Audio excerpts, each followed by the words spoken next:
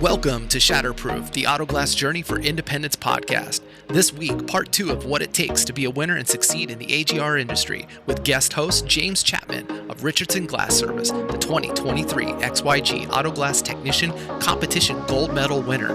If you haven't already liked this podcast, or if you haven't subscribed, click below. That way, anytime we update the content, you'll know and be the first to get access to all of this great media and industry information. So, without further ado, here is the conclusion of our interview with James Chapman.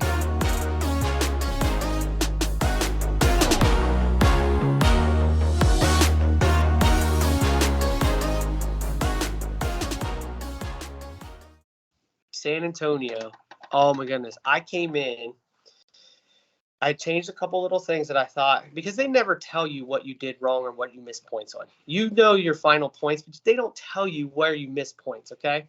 That's a misconception that people have, like, oh, you know, you don't know. So I transferred some things or changed some things I thought would be, helpful. And I go to San Antonio and I put on what I considered one of my best performances as far as in that arena. And I missed the fucking finals. Yeah. You want to talk about, dude, you want to talk about a complete change of emotions. That did it for me. So coming into this year, I practiced. I made sure I understand the points, how it was scored, where you got this, because you get a packet, you kind of glance over, but you don't. I went in depth and broke it down into a spreadsheet. This is where you get points. And then I every single day I thought about it. Okay. Every day. At some point throughout the day, it creeped in. I don't want to go out with that being my last performance in San Antonio. So I changed a few things. McKenzie, previous champion and also silver medalist behind Alfredo in San Antonio. He gave me some tips about understanding the standard, because we, in our, everyday practice, at that point, we were using glass cleaner on the pinch weld. And then he's like, dude, our standard says water, no glass cleaner.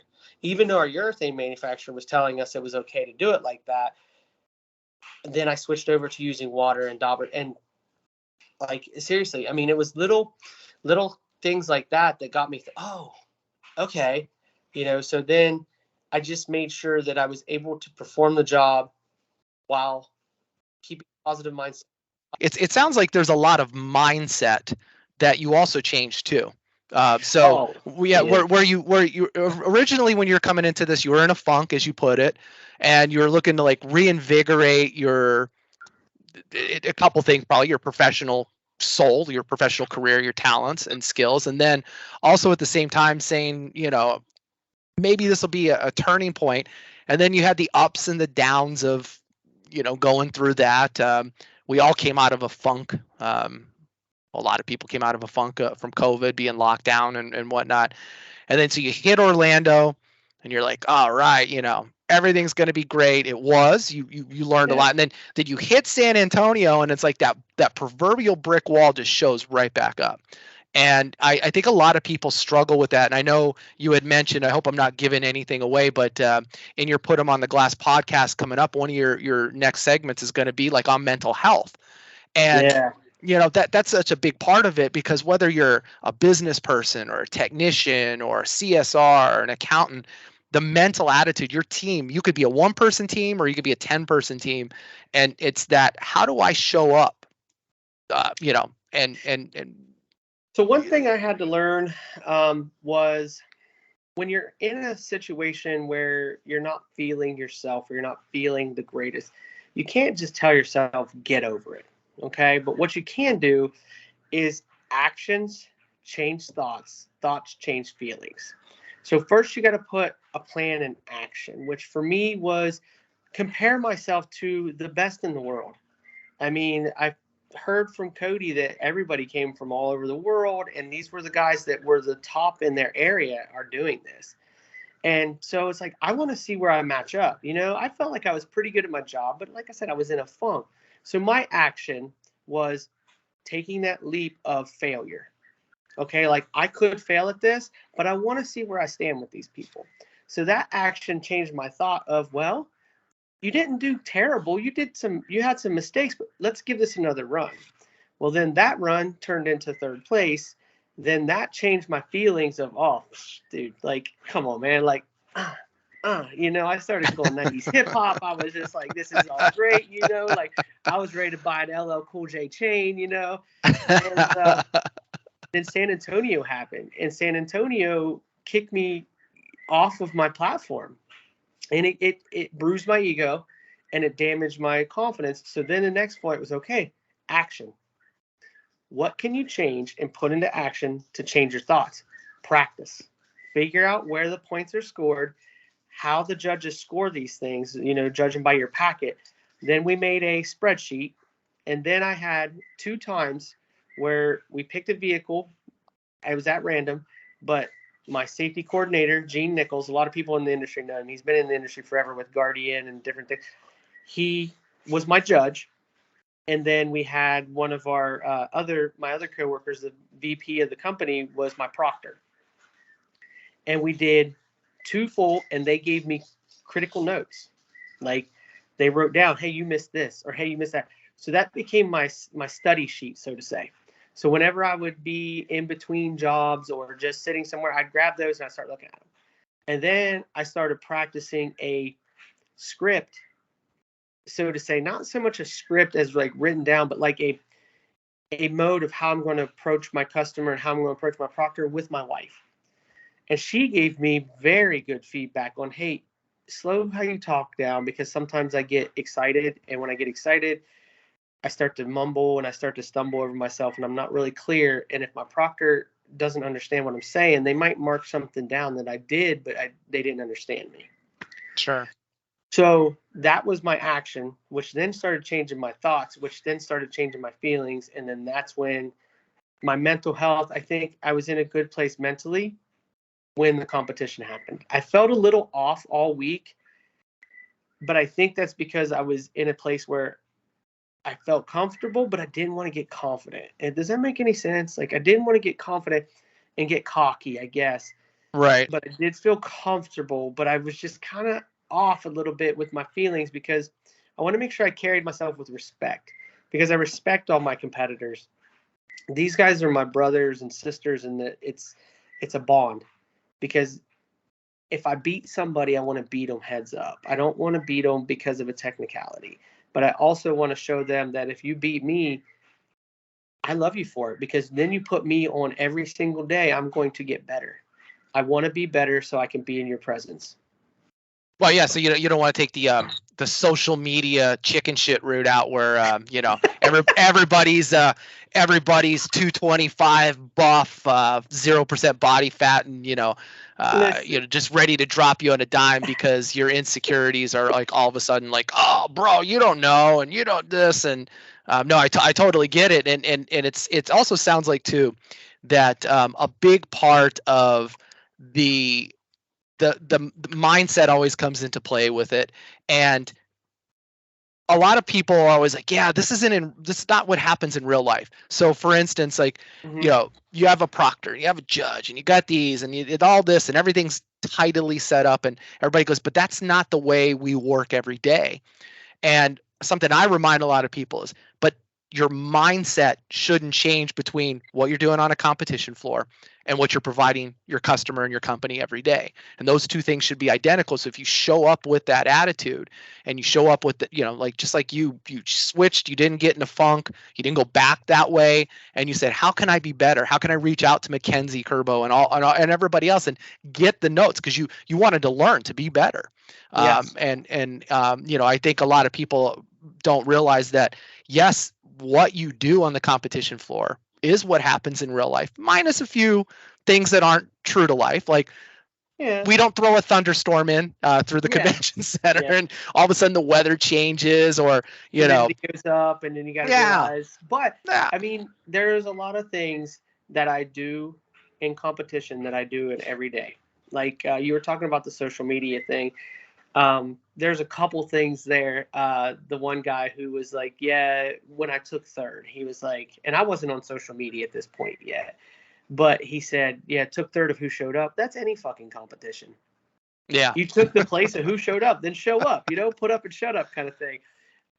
But like the one guy, I posted a picture of my covers and how, so you tell me you do that on every single job. And Whacker stepped up and said, yeah, and I do those things, but you're right there. You don't have the humidity changes. And even though I keep a hygrometer in my van, I check it before I'm writing down my Auto Glass Safety Council stuff on my paperwork and making sure that my Sika dots and everything, the lot numbers and the little stickers, that it has the humidity on it. I do all that every day. And I get it. On a piece of shit Ford F-150, they could potentially have rust. Who's going to... But I want to be the guy that you drive by and see working on that piece of shit F-150 and you're like, man, what the hell? But that's all that guy could afford, man. Right. I'm going to treat it like it was... That's his baby or her baby. Yeah, that's their car. That's their go-to. Yeah. I mean, everybody is guilty of this. You buy what car your finances will let, unless you're very, very frugal. But most people you buy whatever car finances will let you afford. And if that's all you could afford, that's your transportation. You depend on it. They're depending on me. And it is I don't know how to put this, an atmosphere, so to say, in our company. It's not just me that practices these practices. Our new trainees get into that, but my coworker, James Thompson, same way. He just didn't want to compete, but we do the job very similar, and we do protect the car on everyone.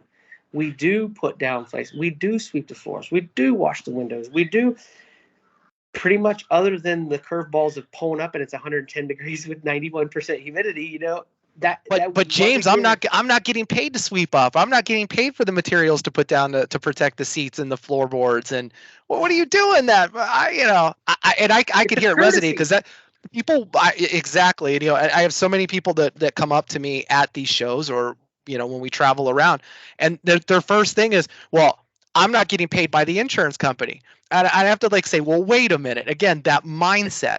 You've already you just feel like the insurance company is your ATM, and I'm pretty sure saying this, it's going to get used against me again or against the industry. But this is where the mindset of the industry really needs to change, because it comes down to your cash customer should be afforded the exact same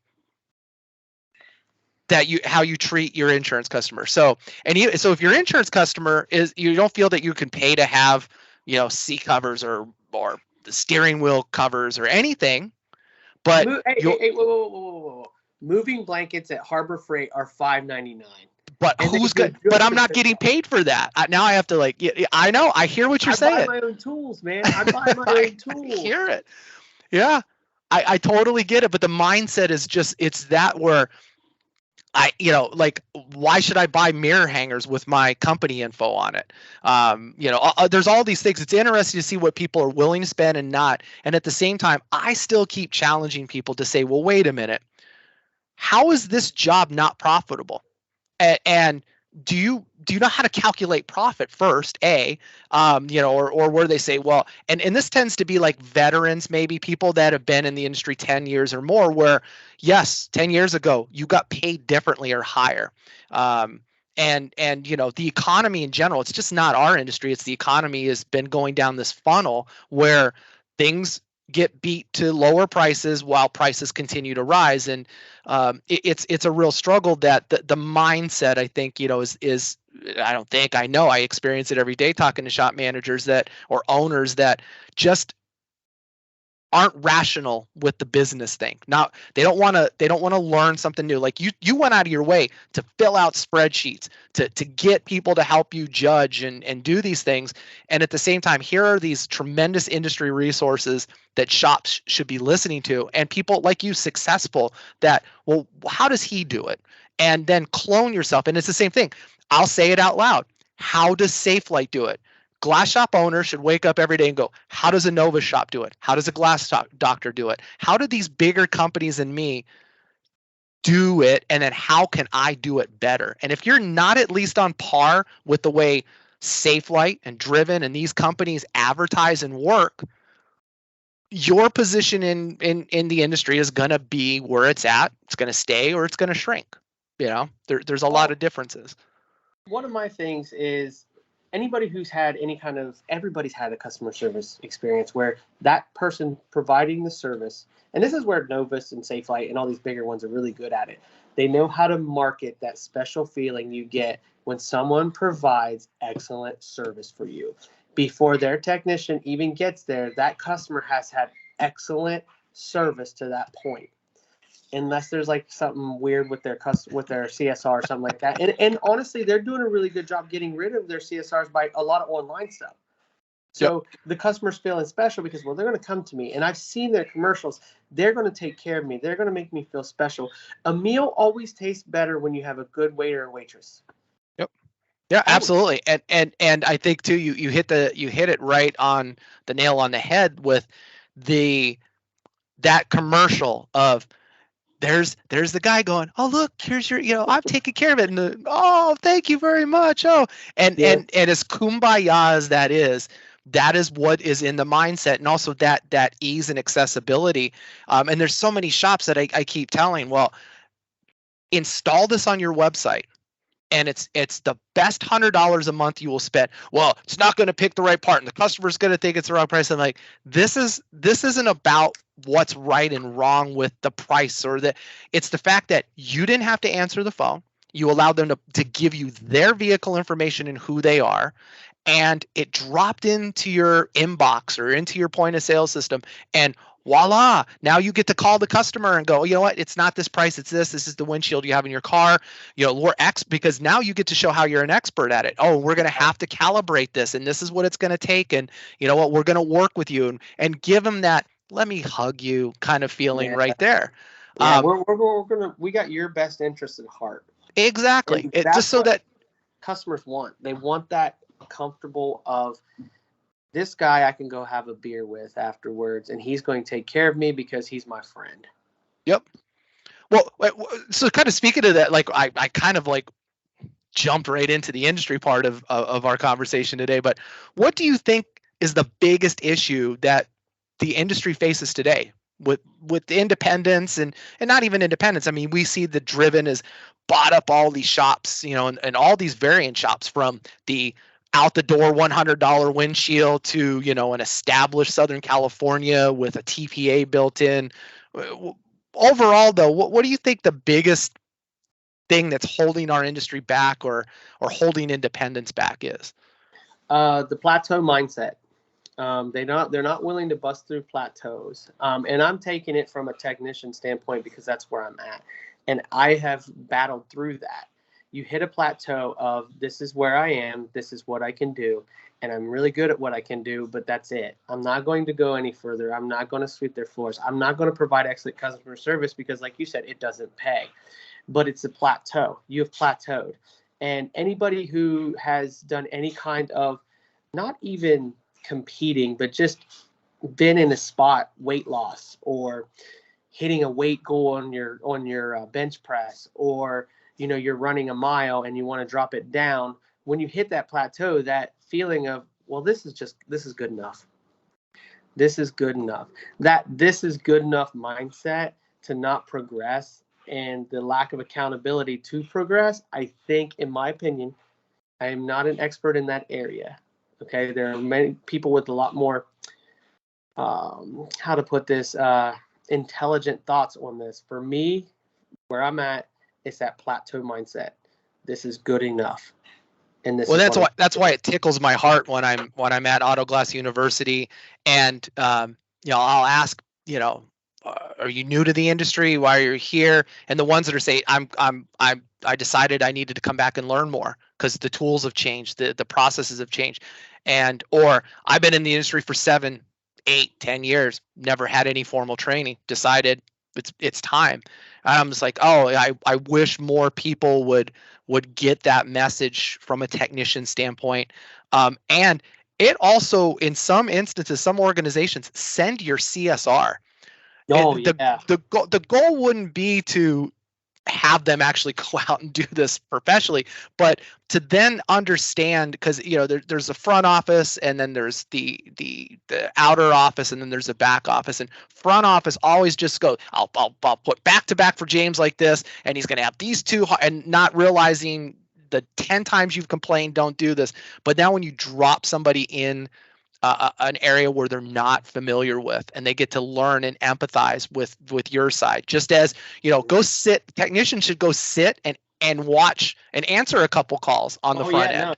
No. If you're in that situation, we already know the ones that are owner operators, it's Dr. Jekyll, Mr. Hyde with those. But yeah, I always encourage, get out there and understand, swap, because even I know that's one of the lessons I learned. My first job was fast food, McDonald's, mm-hmm. and you learn cross training. That was the breadth of how fast food worked. Is you could have a skilled worker go from the kitchen to the cashier to the drive-through to food handling and delivery, and it was that cross training that you could then empathize. You always thought, oh, this cashier is just ringing up 2,000 Big Macs just to make me have to work back here harder. But then you go up there and go, the buttons, this guy's yelling at me that I didn't, too much salt, and you're like, oh man, So it's empathy and learning.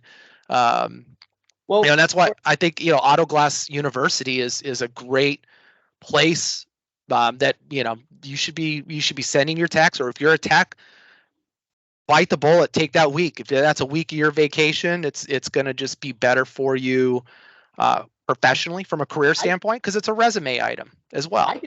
I did it. I'm an instructor now, but I did it. I was I'd been in the industry a long time before I went to the Auto Glass University. Didn't know of it, and then I found out about it, and then I realized it's going to help me understand why I'm doing what I'm doing to compete better. That was one of the steps I took to compete better from 19 to Orlando, was go to the Auto Glass University, get that formal training, understand that, my boss or the urethane manufacturer telling me this is the way it's done, and not really knowing the why it's done like that. I'm just doing it. Then it's like, well, we all have that. We want to be in charge. So it's like, I'm not going to do that. I know that this flashes off in a minute and a half. When reality sets in, it's a 3-minute flash off time. And I'm not waiting. I'm just running my primer and right behind it urethane. And I really do think that pretty much any way you can further, whether it be the Auto Glass University or the Auto Glass Institute or the consulting gigs that are out there, the Equalizer Academy, all these places, the automotive glass consultants with Bob Baranek, they come in, they're going to show you, you're going to understand, even though you're not going to get every experience on every car, you're going to have the basic, and like you said, with your CSRs doing it, you're going to have the basic working knowledge to know that, hey, this Ridgeline's completely different than this Civic. Yeah, in so many ways. Yeah, and I've taken orders at our shop and stuff like that, and that's one thing. Like, my wife is always trying to learn and better herself in her field. She's a nurse, she's an LPN. She's always trying to learn new positions, and the one thing that she never does is she never has a negative attitude about it. And I had to learn that, because once I got in my funk and I plateaued, everything bothered me. Every little thing bothered me. But then when I came out of it and I just kind of watched her, I'm lucky. I surround myself with a team of very hard workers, from the owner of our company to my wife, to my children, to my coworkers. I'm surrounded by work ethic. And part of work ethic is learning to better yourself and your trade. And so that I did it. I took the week. Then it was like, well, let's become an instructor. You have a lot to give now that you know the why. Let's compete. Let's do this. Let's learn this. Let's connect myself with a community where I matter. That's kind of, I don't know, maybe I went down a little bit too much on, but I'm with you. I think that even if you're a seasoned tech, coming from a seasoned tech that did it, you can learn something. And the minute you think you can't, you're defeated. Absolutely. No, and a big point too that you brought up there was, one of the things is there are multiple avenues that you can go down. So, we're talking about Auto Glass University. They just happen to be an IGA member partner in the industry, and they have been for many years. And I work for them, so I'm biased. I work Yeah, for them. and you know, in all transparency, Bob and I go back a way, and it was this funny. One of my memories came up from 2017, where Bob and I actually did an engagement at SEMA. One of the first auto glass engagements that they had, where SEMA participants actually had to pay to come to this, and it was Bob's, really the father of the training for the industry. Basically what came out of Equalizer. I remember the days of Auto Glass University being at Equalizer, and going there, and you had the benefit of all of the tools and whatnot. But he wrote the book. He absolutely did. And that book gets brought up in testimony.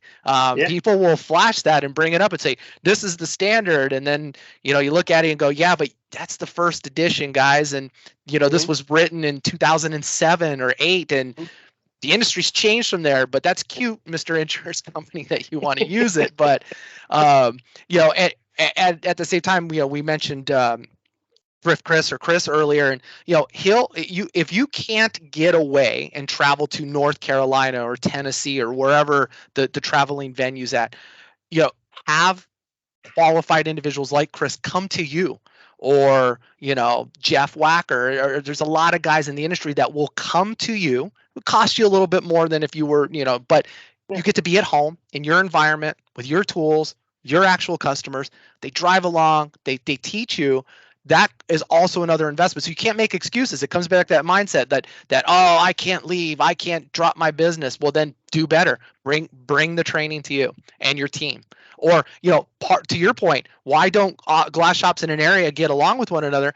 Well, partner up, split the cost of the guy coming in, and take trade days and whatnot. Like, get creative, and I hope that what we've been building starts to pay off in the next few years, because it has been the mindset. It's been, I know sometimes I don't come across on social media as the, like you want me to come hug you and hold you. And the thing is, like, that's over with. The hugging and the holding hasn't worked. The coddling hasn't worked. And at that point, now it's like, get angry. If you're going to be angry at me, that's fine, but get angry to realize that you've got to make change now in your profession, in your industry. Because if your why doesn't include waking up and making your business or your position in the company better, as I said in 2017 at Auto Glass Week, get the fuck out. Just leave now. I don't want you sitting in the room for the next hour to hear what I have to say if you're not all in. Because if you're just have your toe in the water every day getting by because it's a paycheck, or you've got to have cash flow for your business, that's not good enough. Get out. Let somebody else fill that space that wants that. Because it kind of sounds like your original mentor was like, yeah, I'm going to be over here in an ambulance. It's like, no, you're absolutely right. That's kind of where he was. And, you approach it from there as a job. It is a job. And this is, like you said, you're getting a paycheck, you're providing for your family. And, in today's, it started happening then, but today's market, like, the trades are kind of looked down on, because you didn't get a college degree and all that stuff. But, if you can get kids involved and you can get good mentors, these kids are going to be the ones that carry the torch. And I was very fortunate that my second place that I worked was Triumph, and I met my first true mentor in the auto glass industry at Triumph. And he's no longer in the auto glass industry. He did some time with Safelite when Safelite bought Triumph and stuff like that, but he's moved on to doing other things. And, he does like trains, and he does all kinds of things. But I was going to say he owns a basket company. He has like 4 or 5 basket companies. Yeah. But no, he was the first person I saw give a fuck. If that makes sense. Because the other guys, the other techs that were at Triumph at that time were stuffing. They were doing the wiper salute. They were using a long knife and trimming down just a very little. They were shortcutting. They were just, hey, I can do 13 in a day. That makes me the best in the company. And Rob didn't approach it like that. Literally, it's Rob Hilburn. People may know him. They may not. If you did Safelite days or Triumph days, you know him.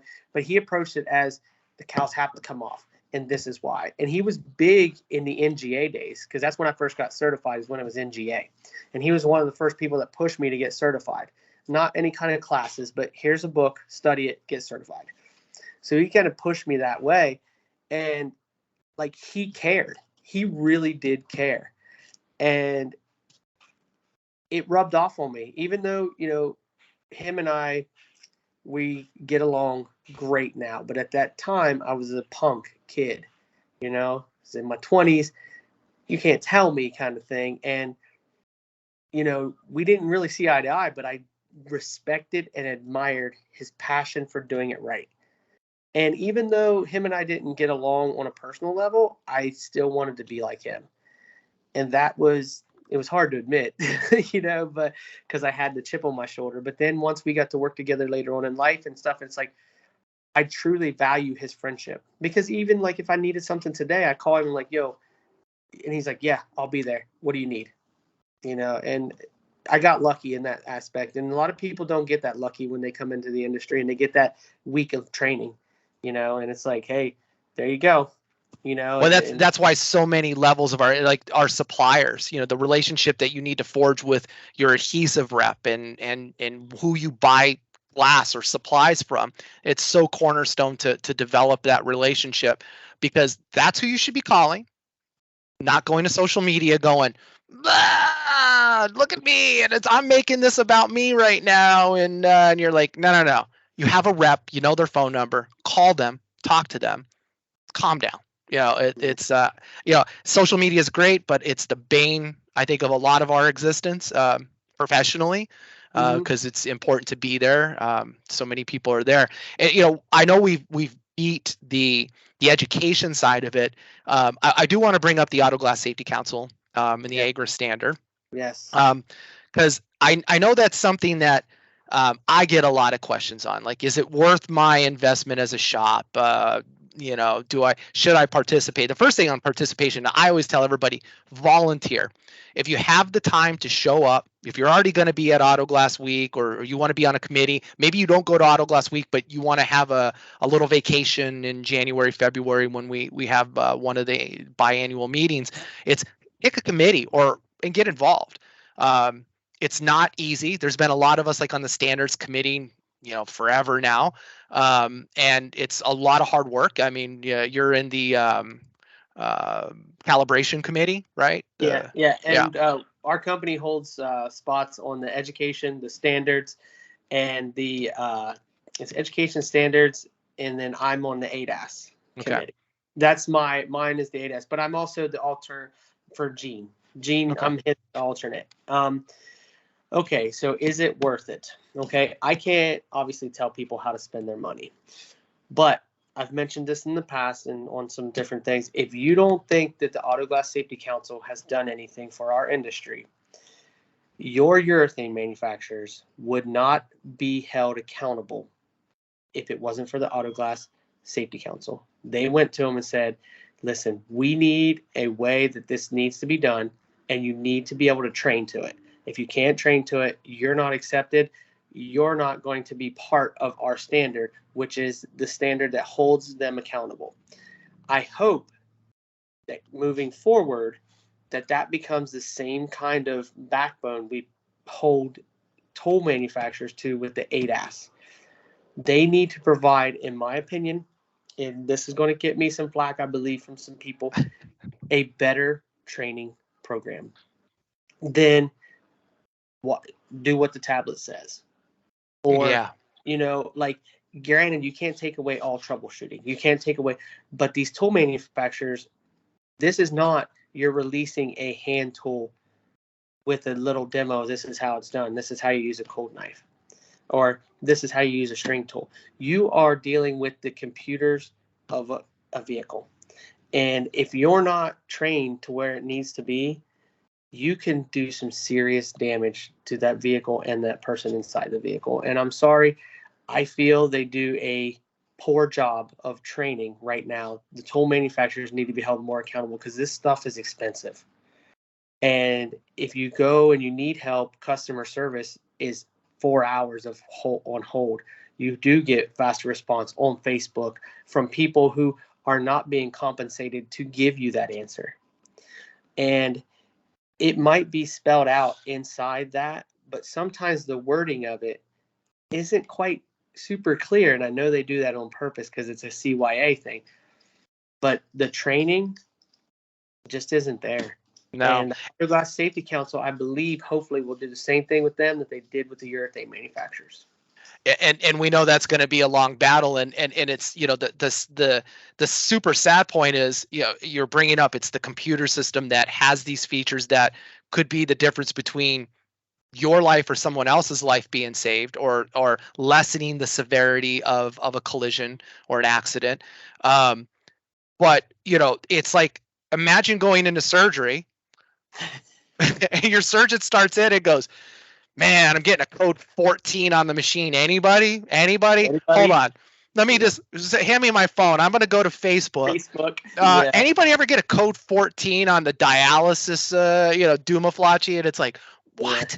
Yeah. And it blows my mind every day that it's almost every day now that in one or more of these social media groups, there will be a post of something where it's like, seriously, like, where is the manufacturer of this device at? And it's even worse when and I could beat this argument to death about how targeting and calibration is all about math. That's what it boils down to. And so these guys will buy an X targeting system with a Y tablet system. That tablet system, may be made domestically. The software may or may not include certain things.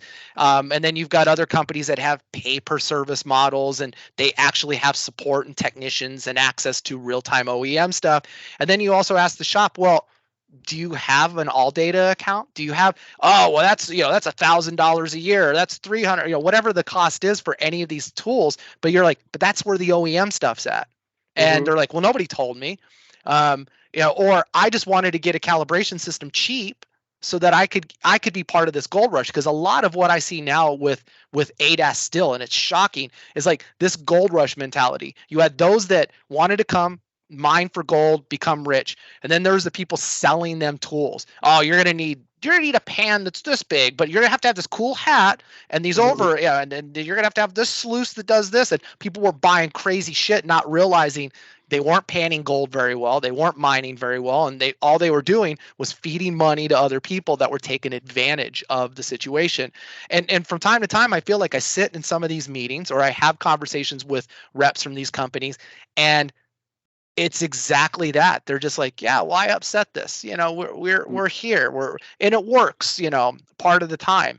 And I'm like, yeah, and then you start to look at the output of some of these systems, and you're like, well, 83%'s good and it passes. And that's like saying, well, we got 83% on his operation, and we're hoping for the best. We'll see in a few weeks. Is there an infection, or is that, I know I'm jokingly using two very disparate things, but it's that apples and oranges thing. And I know the last meeting got a little testy, where we were like, where's your support? And these guys were like, well, we got the support, they don't understand. And it's like, no, you don't, because if people are on the internet, because they can't, because your phone system's out again, or it's, to your point, a 4-hour hold, you can't hold the car all day. You can't hold up the customer, and you got to get to other appointments. But it also comes down to, this is where I hope the committee also has a really great set of operating instruction at the end that also includes, before you go out on your vehicle run for the day, you investigate. You go through a checklist. Do I understand everything I'm about to do for this Civic or for this Land Rover? And if I'm calibrating, am I ready for this? Do I have I looked up all the FAQs? Or again, it's up to the tech to do a lot of this work to ease the situation, because really I believe a lot of this could be like a quick search in a forum. I got a Land Rover today. Just search Land Rover in any one of your favorite forums and see if something comes up. Land Rover calibration. Use it. It's almost like an encyclopedia now, a Wikipedia that we have. Yeah. Well, and one thing that I did, and is I had to go and teach myself a little bit of basic diagnostics. You know, I'm not no ASC certified dietitian, but however you say that, diagnostic person. But I had to teach myself certain things because what's going to happen, and you know, and was brought up in one of the meetings, is that okay, when all these systems are working together, and you get a U code, but that U code could actually, for the ABS system comes up, that electronic braking can affect the way the camera functions. You get a successful calibration, but here, you got this ABS code, and you're like, whatever, electronic braking, whatever. Well, that electronic braking is responsible for your collision. You know what I mean? Like stopping you at distances and knowing that, okay, it is this code here means this. You research it, and a lot of the tablets will walk you through researching the code and what it could potentially mean. But in the troubleshooting of, is it safe to go ahead and calibrate this car because it has this and this code that's not directly related to the camera, but the systems function in a checklist. This has to happen for this to happen, for this to happen. The camera picks it up, so this happens, this happens. So your camera may be, calibrated perfectly, but the brake system's not working exactly the way it should. And then the customer gets in an accident. You're the last person to touch the car. Yep. And okay, well, it had this code. What'd you do? Oh, I cleared the code. Cleared the code. Yeah. What? Why did you clear the code? And was the code, able to be cleared? And I want to say, like, Glenn Fell's real big on all data and knowing this is the SI information, this is this information, and he's a wealth of knowledge. Like, that dude really is. Like, he's a wealth of knowledge. And like, he's like, okay, well, wait a second. This code here, you can't just clear it. And then that's the do all end all. You can't just hit reset on it because it's throwing that code for a reason. So I really do think that our job is going to become more in depth because, like you said, the techs are going to have to take it on themselves because I don't see A, the tool manufacturers, and B, a big corporation saying this is the way you need to do it. Yeah, and it really, we're kind of coming back to the beginning of the conversation. You have to be part of or incorporate that part of the way the service or the collision progression goes, is that when you come into this, that you have okay, I'm scanning your car and oh, look at this. And not only that, but the system you use also, these are just great little things. Your point of sale system should also be telling you there's open warranty items or recall items on this vehicle. Mm-hmm. And that way too, when you go out to the customer, you're incorporating that and saying, hey, you still have these recall items. And then, it's amazing too to see how many people just bought a tablet to pre and post scan. I'm like, you should just have all of this, because in today's vehicles, you should be connecting, getting that data, doing the visual inspection, presenting all of it to the customer. You've done your job. And incorporating step A, step B, step C, and having that well defined. And a big thing that we are missing in the industry is, it's one thing to put it in writing. And I can tell you from my perspective on what I do day to day, nobody reads. And you have to have, a lot of people are either auditory, visual, or they need a combination of both. And we're missing a big visual aspect of it. Like, hi, I'm Gary, and look at today's car. So here I walk up and I do, and they're going to go, oh. And you're like, yeah, that was on page 1 of what we sent you. It's that kind of thing. So I'm really hoping that, we as the, members of the Auto Glass Safety Council and these committees catch up. I also am really hopeful that there is a big push for adoption of requiring membership or certification from state to state, because when we talk about getting the hacks out, that goes a long ways of having something that's enforceable on a state level, from where you can be fined, you could be jailed, you can have your business license taken away, things of that nature, that there's more teeth, and that more insurance companies now more than ever with the ADAS component buy into what the AGSC does, so that, more shops can see why getting audited and doing those things are important. Do you have any hopes for the industry for the next year or two like that, or? Well, I definitely agree with the the state-to-state adoption of the standard, or some working document that holds shops accountable. Because back to your the doctor one, okay? If you prescribe something and someone has a heart attack because of it, you have malpractice. You can get your license removed. You can get your board certified license to be a medical practitioner yanked. You're still a doctor. You just can't practice medicine. You're still an installer. You just can't install a piece of glass. And I understand that's an extreme level, okay? Because you can't take away someone's right to provide food for their family, but you can always limit the way that they do their job. If they're not doing it correctly, then they need to move on. Yep. And I get it. My way isn't the only way to do it correctly. There's just a lot of ways to do it right, but there's even more ways to do it wrong. And if you're doing it wrong, if you're not accountable for what you're doing wrong, you're not going to change. Yeah, so 100%. I do hope that we set forth ways for companies to bust through plateaus, and that we get a licensing system that holds them accountable. Maybe not the exact same thing that Maryland's doing, or maybe not the exact, but something similar. Like, you have to be a registered company with this in our state database. It might not be the Auto Glass Safety Council and EGRIS. It could be, but this state organization, who is your governing body for you operating auto glass in your state, they follow this standard. This is the standard they recommend. And if you're caught in some sort of audit or some sort, now you run the risk of losing your business insurance, losing your licensing, you losing different things. State to state, the states can take over and govern that, or it just says Auto Safety Glass Council standard. You have to follow it. You have to be registered with them, and then that's it. Yep. Yeah. Amen. Yeah. I mean, yeah, it's a long journey ahead, but definitely something that we should all be working forward or towards. So with that, I notice you've got the liberty of sunset going on there. And while I still have to suffer with a few more hours of daylight here, but I certainly appreciate you joining Shatterproof, the Auto Glass Journey for Independence podcast today, which, by the way, is sponsored today by eDirect Glass, point of sale, the things we talked about earlier, web quote. They also happen to be the ones who have graciously over the years have provided glass part match to the industry that I know many of you out there watching right now use, and we certainly appreciate that.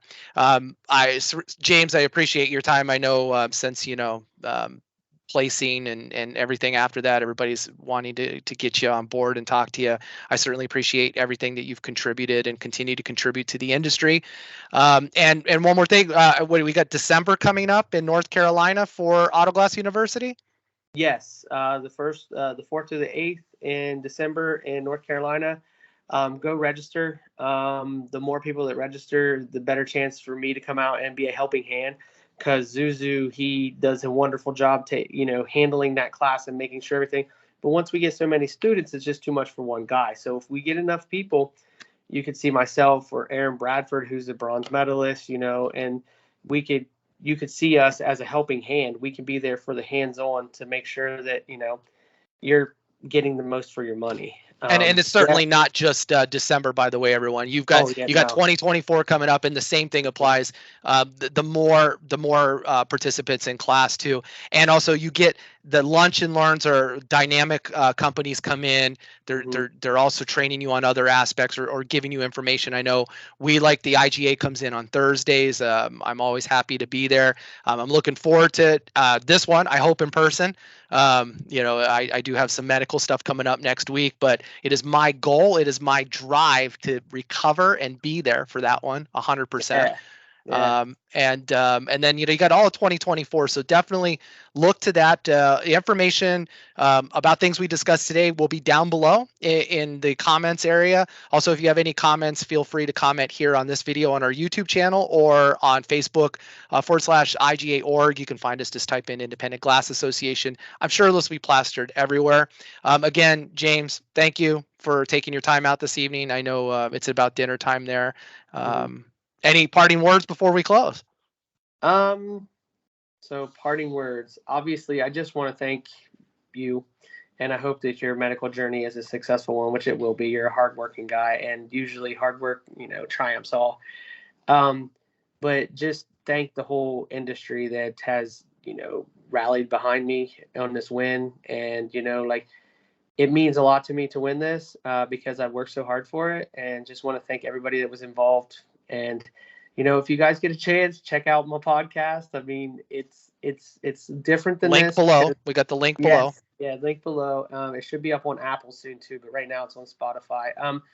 But like, it's a little different than this because I just try to be the most honest I can be, because I feel that people will benefit from that, and that's what I try to do on this podcast, is just be as honest as I can. But yeah, just thank you for everything to everybody. No, absolutely. Well, thank you again. And Laura, look forward to the next one.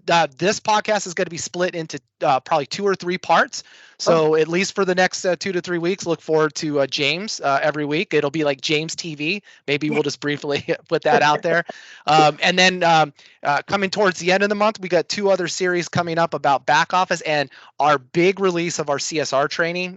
That's been something that the industry has been wanting to know more about it. It's taken a little bit longer, but we're unveiling the platform. And heavy emphasis on online training, but there is that component that if you want to invest for somebody to be in your shop, that is also an option as well. So that's coming. And then some other big announcements regarding 2024 and the Auto Glass Conference by the IGA, and a twist is coming on that, so stay tuned. We will be releasing that in the first week of December. So again, James, thank you very much. For everybody out there, thank you for watching the podcast and supporting the Independent Glass Association. And remember, we're independents for independents by independents, so support your industry. Thank you very much.